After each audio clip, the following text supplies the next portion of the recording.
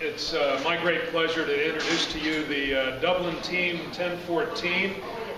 Dublin Team 1014 is 1014 because that means that they are the 1014th team to sign up for the first robotics program. I hear now that there are almost 5,000 teams nationwide, and they just signed up, I think was it the 4-H or I'm sorry, Boys and Girls Club, who have promised to add another 3,000 teams to this program, so it's becoming quite a big deal.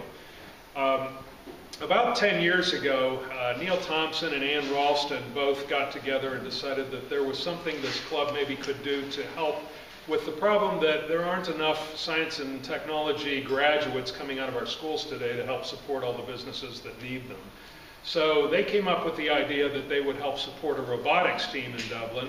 And about that time, Greg King, who was with us here as a math teacher from Dublin Kaufman High School, was forming a robotics team at Kaufman, and we got together to help them get started. We supported them with some financial contributions, but also helped them with their budgets and some funding ideas and different things to help them get off the ground. And that was a very successful effort. You know, they're 10 years strong now and consistently top performers at national competitions almost every year. So that's a pretty big deal, and that's thanks to Greg and his efforts as well as the team. About 4 years ago, we decided to expand this effort and formed an organization called CORI, which stands for Central Ohio Robotics Initiative, which is an effort to try and get more school systems involved with this program and help build up new teams from, for example, Reynoldsburg has a new team, Westerville has a new team. The 4-H organization in Ohio has decided to add about 15 or 20 teams this year. And Greg is one of those people that is also on our CORI board, but he steps up, and every time a new team comes along, sooner or later they tend to find us, and starting a new team is not an easy effort. There's not just a cookbook you start at page 1 and walk through. I mean, there's a lot of fundraising that has to go on. You have to figure out how to build this robot. That robot doesn't come with very many parts. There's a couple of parts that you get from the national organization when you sign up, but most of what you see there is actually built and engineered by the students themselves. Then when you get it all done, there's a programming language you need to learn to try and get it to do the things that you're commanding through the control console. So there's quite a bit to it, and it's pretty intimidating for a new team to get started. But Greg volunteers every new team to partner with his team and said, come on with us and we'll show you how to get started. And he's been great at doing that.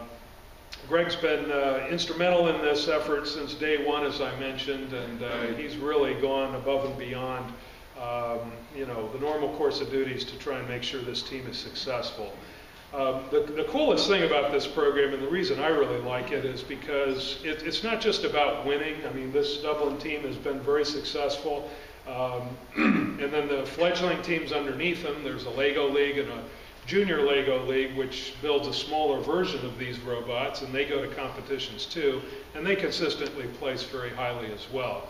But the really cool thing about this whole program is that each level of team gives back to the team before it. So the students here today help the Lego Leaguers with their new people and help them design those robots and make sure they can keep the project going.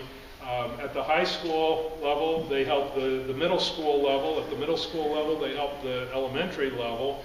And even when they graduate, most of these guys are in college now, and they still come back and help the high school level teams.